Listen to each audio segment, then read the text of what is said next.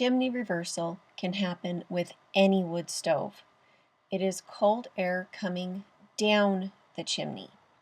This happens most frequently in airtight homes. The Liberator has fresh air intakes to prevent chimney reversals. We do not have the fresh air intakes installed through a wall or window, so this is not the stove's fault. Chimney reversals happen most often when weather outside is very cold and in homes heating with wood heat from the basement. If you own a wood stove in a really cold climate, chances are you will have a reversal frequently, unless you have a fresh air intake running outside the house. What, honey? So I feel kind of lucky today. We caught a reversal, a chimney reversal on film. Yay!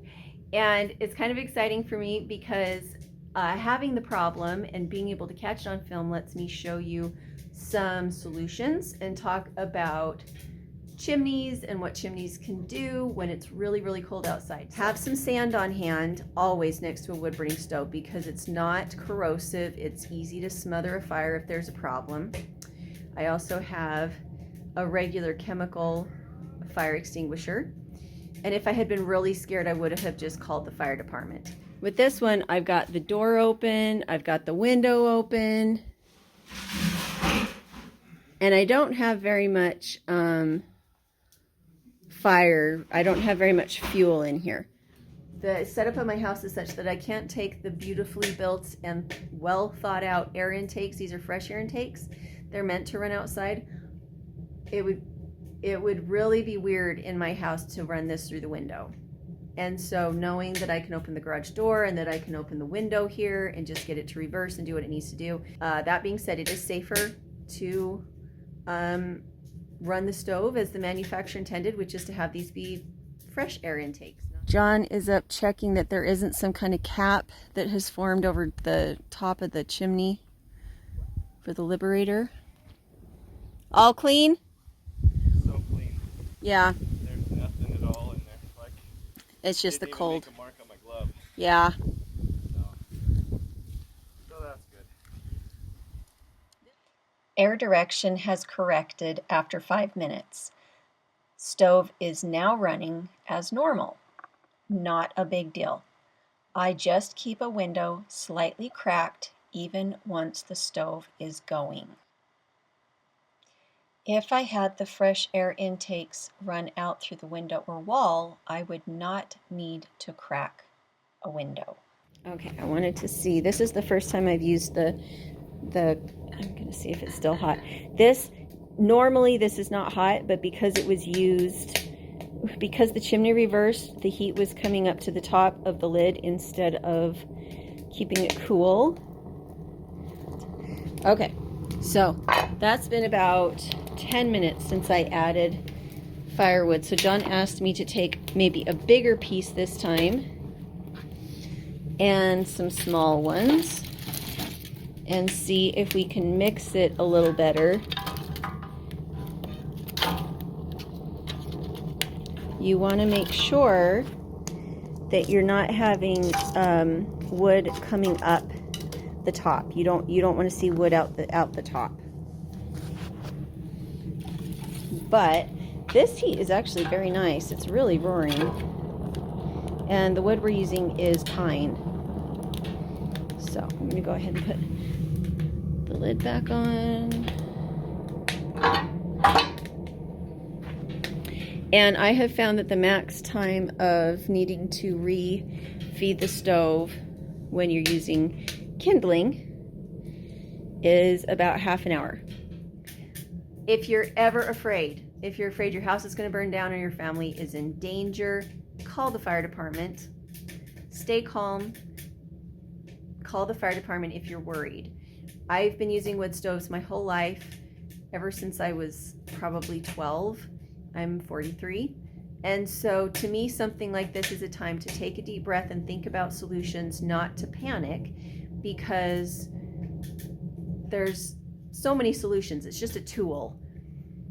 So, after opening and closing some windows and doors to get some fresh air in and get things moving back up the chimney, it reversed twice. It started up and then it reversed and then it started up and then it reversed, and I got footage of that, and very interesting. Conventional, emergency, chemical, fire extinguisher retardants will eat the metal of your stove.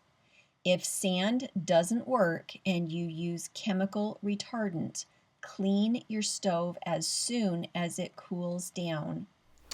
With the amount of wind that came down this chimney at me while I was trying to start it, it was a duh. It was a super duh. I don't know why I wasn't thinking clearly, except maybe that I've been sick. But it should have been a no-brainer when the flame is coming towards you instead of up the chimney. It's a rocket stove. The flame is supposed to go that way. But the flame was coming out the stove towards me. Not like really hard, but it was coming towards me. What made me think that it wasn't going to come out, that it wasn't going to be an issue to have the rocket towards the house instead of out the chimney? I don't ever light fires when you're sick. It's a bad. Actually, the reversal in the chimney upstairs happened when I was sick too. I was trying to keep the fire going, and I was too sick to get up on the chimney to clean the cap. Don't light fires when your husband isn't home and you're sick. Was it scary? Yes, because I couldn't put two and two together about why it was happening. Does the house smell like hickory smoke now? Yes. Yes, it does. But we opened all the windows, it stopped reversing, and I put the fire retardant on it, the fire went out. It was not scary. Even when you're sick, the most important rule is stay calm. Stay calm. Can I put the vacuum to it? Yeah, go ahead. So what liquefied? And is that the paint that's coming off? And it's definitely got paint. So let me go wipe off. Very little ash. Which isn't surprising since we were burning with pellets. Sure. Okay. So did you want to jump down in there? So when you use fire retardant, instead of sand, it gets in everything and it's corrosive to the metal. So it'll eat through the metal over time if you don't get it all out. All right, John's been at this for about an hour. And I think in the future we're gonna keep a bucket of sand on the side for our oops. Just like they recommend in the instruction manual. Yes, that's exactly what they tell you in the instruction manuals. Keep a bucket of sand. So we have a category ABC fire extinguisher. It's the very common kind to have had, and it is a yellow powder that comes out like baking soda or baking powder. The thing is that it's corrosive when it gets to metal, and something else I've noticed is, I don't know if it was the heat, because this happened at all the hot area, or if there was some other chemical reaction, but it turned into a liquidy, oily substance. It said it does that on contact with heat. With heat. So Yeah. it was at the hot area right around where the fire was burning, kind of all around this area. It turned a little orangish and turned into a liquid. So they say to take rubbing alcohol, isopropyl alcohol, and 50-50. a good 50-50 mix of it. We already Water's had. warm. Who's talking? Every one of it said warm water. Everywhere I looked Well, at. it's cooled off and it's still working very well. Okay. So, FYI. So if you have a fire like this, the most important thing is to get the fire out. But trying something not corrosive before you try something corrosive makes your headache afterwards, your cleanup headache, smaller. Yeah, because this is going to be kind of a headache. But water is what you really don't want to use, because pouring water in there, and you would have a steam weapon issue. It would weaponize if you poured water into that. Who would you use it against? Yourself. Okay. It would be a weapon against yourself to use water. In no way was I worried about the house catching on fire, because I know how the stove works. I knew where I needed to put it out, which was right here at the bottom. I knew that all the fuel was right there at the bottom, and that I had a reversal. That the stove was not malfunctioning. It was just a reversal in the chimney. So I needed to get something on the fire here, which was super easy through the air intakes. So the shop vac ended up hitting these insulation panels on the side and digging in, carving into it. The really cool part and the great design about this is these bolts right here. There's one up here for the top, one back here behind, and then there's some back here. So every fire brick or insulation panel through the J-tube, through the firebox, all the way up, can be changed. And it looks like they made this to be serviceable after Something like this. after enough damage. Well, after enough damage happens, yeah. So the nice thing about this stove is that the fuel is isolated to this little tiny space in the bottom. The pellet hopper, when it sits on the top, in fact, maybe I should show it to you.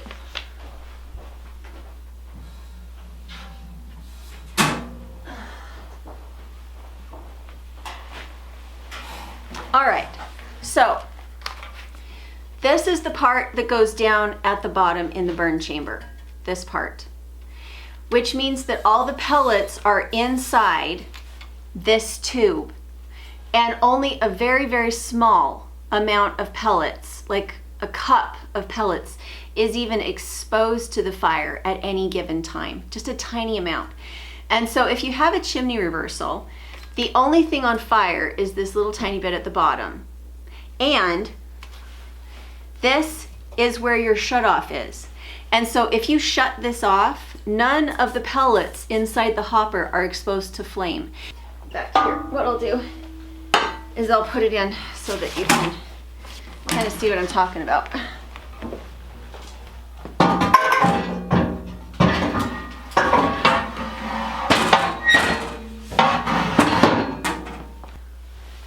All right, so the only combustibles are down there at the very bottom. So when you get a reversal, it can seem very, very dramatic, especially if you have flames coming out the fresh air imports. It was exciting for me to see that and to see how simple it was to put it out. What I did was I grabbed my fire extinguisher and I put the tube down the air intake, and then I just sprayed the fire retardant down directly onto the fire. I'll show you from this side too. So this is the fresh air intake. The pellets are all the way down here, and there's just a few of them. All I did was take my hose for my fire retardant and sprayed it down in the bottom. And that's all there was to it. It put it right out. So the instructions for the Liberator are that it needs to have the fresh air intakes hooked up, but that it needs to be a pipe that is not flexible. It needs to be a legitimate chimney pipe, and you don't want to have a lot of right angles or bends in it, that it needs to run as straight as it can to the outside. And again, I have a 10-foot gap from the stove to my wall across my whole living room. So if I could put bends in the fresh air intake and run it out that wall, that would be better because it's closer, and then I don't have people knocking into it. But again, the reason we don't have it hooked up is we haven't figured out logistically how to do that. So I want to be very clear about this. Just because I can't run the air intakes out into fresh air doesn't mean that I can't use my stove in the house. It just means that I have to open a window and open a door to make sure that I have enough air flowing in the house, through the house, in order to be able to reverse a reverse chimney. Now, what we found was that once the stove is going and the chimney's really nice and hot, nothing has to be open.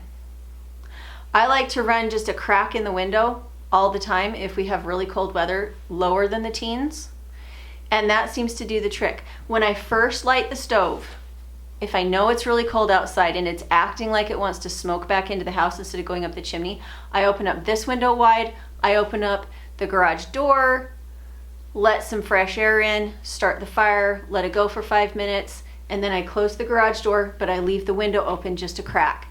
And I know that it sounds like, well, why can't it work better or different than that? Well, it does if you use the fresh air intakes.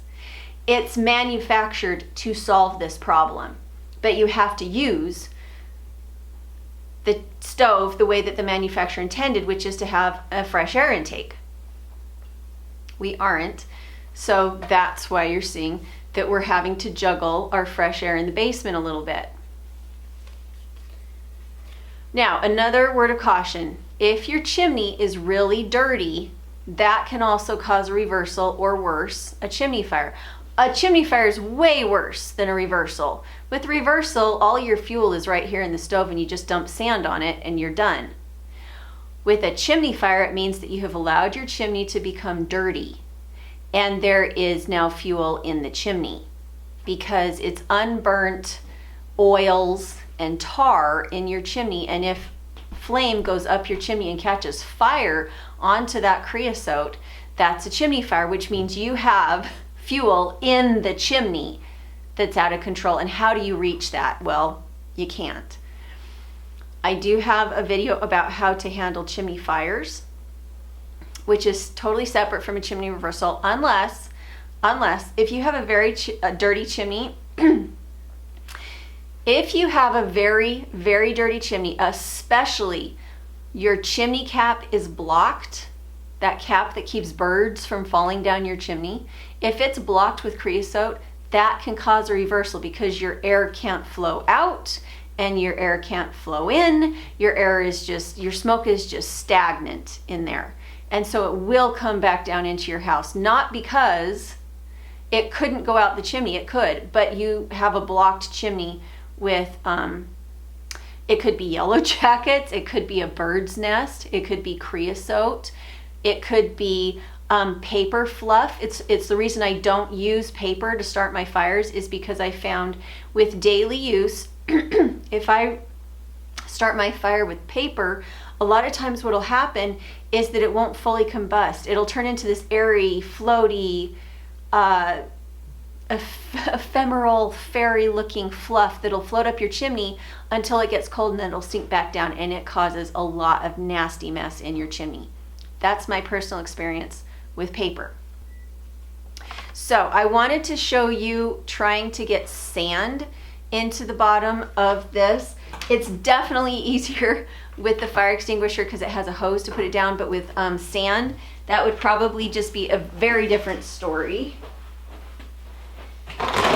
And so I kind of wanted to experiment while you guys are watching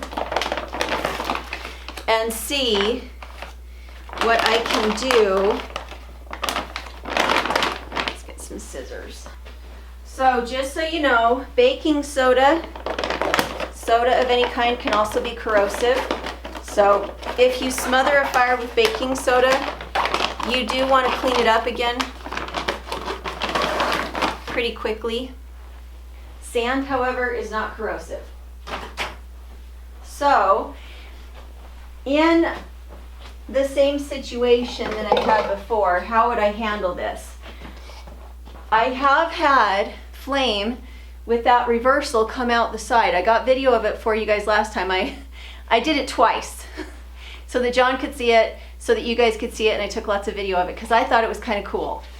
Now, I don't have any flammables next to my stove. I want you to notice no flammables to either side, and no flammables here, in as much as I can do that. It might be nice if we had a hearth that went a little bit further out like that.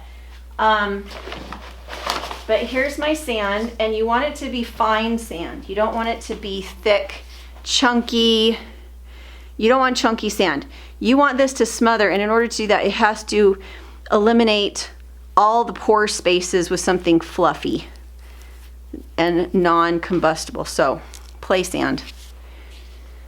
So, what if I had a flame coming out this?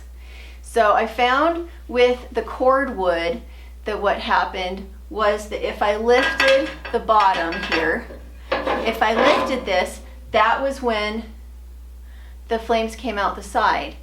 With the pellet hopper in, the flames came out the side when I opened the windows back up and the fire could get more oxygen. It was just smoking and smoking and smoking and smoking when the door and the window were shut.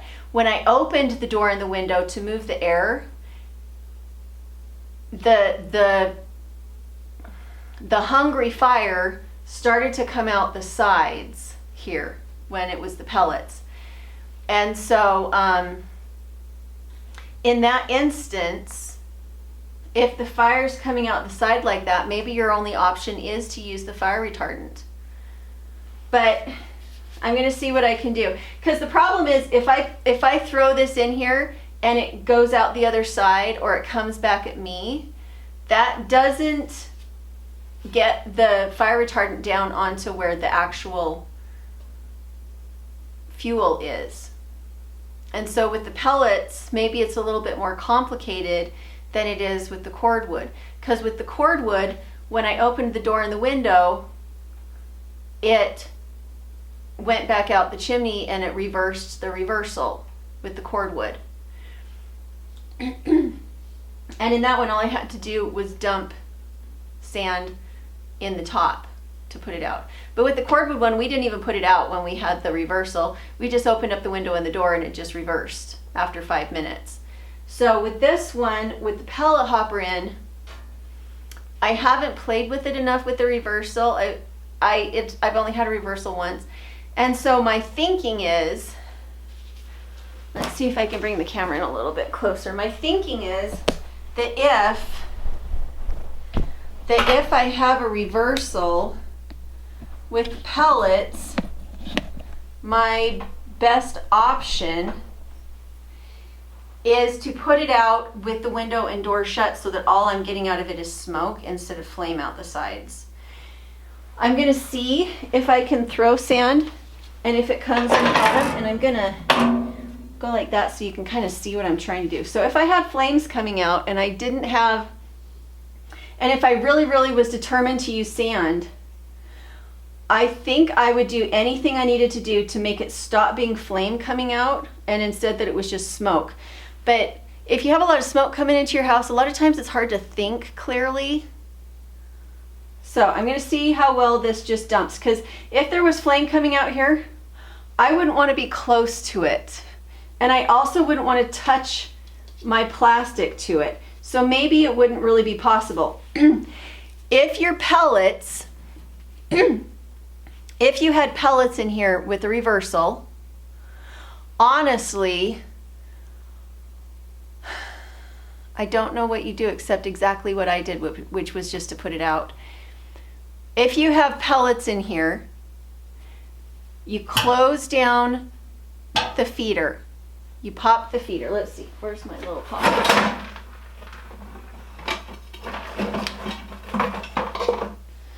So here's my little feeder. So now it's closed. It's closed. You close it, but I wouldn't necessarily want to lift this out if there was a reversal, because I don't want to then accidentally be dumping more pellets down onto that fire when I lift it out. And I don't want to be bringing burning pellets from the bottom up and out with me.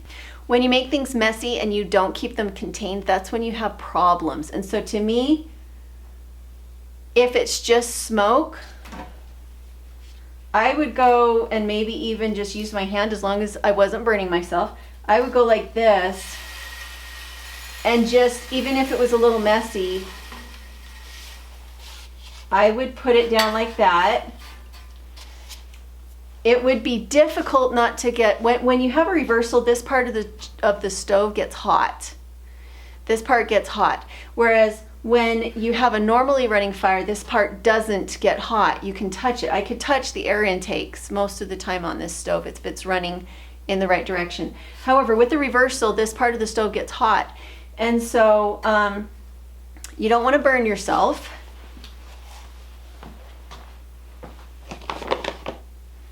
So I would do it on one side because that tube is in here, the pellet tube is in here. I would want to come from both sides. So I'm going to see if I can just toss it and how much actually goes down. So when I just toss it like that, it seems like I get quite a bit coming out the bottom. Do you guys see that? Hope you guys saw that. I'll try again. I'll show you. So by just tossing it, I seem to get my biggest bang for my buck. So this is a half of a quart. So 2 pints. If I just throw it in, I'm getting quite a bit of sand out the bottom, which is exactly what you want. You want that sand to be building up on top of the fuel. And you may have to put, you know, 4 or 5 of these in there in order to get that to happen. But it's so much nicer to know that you don't have to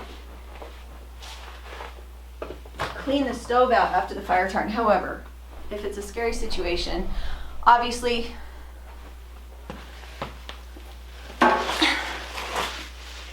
okay, so obviously when I had the pellet hopper on and I had a reversal that looked like it meant business, I was worried enough that I used a fire retardant instead of sand. If I'd had sand on hand, I would have used it first, and then if I was still worried, I would have used fire retardant. But all I had on hand was fire retardant, and I did use it. So I think if you're concerned, instead of thinking, no, I don't want to have to clean the stove later, instead think, I'm going to use my fire retardant and I'm going to learn more about this situation so that I'm more comfortable with my solutions next time. Again, this is meant to be run out the window through a pipe so that you don't get reversals. We don't have the capacity right now to run it out the way it's meant to be, and so we're having to find a few normal wood stove workarounds for when we have a reversal.